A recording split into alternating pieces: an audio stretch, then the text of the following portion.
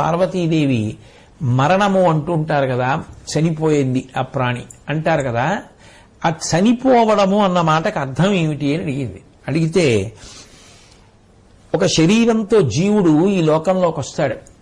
కొంత కాలం అయిపోయిన తర్వాత అది వృద్ధాప్యాన్ని పొందుతుంది, వికారములు పొందేస్తుంది, శరీరం అంతా ముడతలు పడిపోతుంది, సంధిబంధములన్నీ సడలిపోతాయి, అనేకమైనటువంటి రోగములు ఆ శరీరంలోకి ప్రవేశిస్తాయి.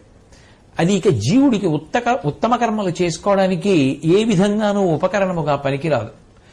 అటువంటప్పుడు శాశ్వతమైనటువంటి ఆత్మ ఈ శరీరాన్ని వదిలిపెట్టేసి వేరొక శరీరంలోకి వెళ్ళిపోతుంది.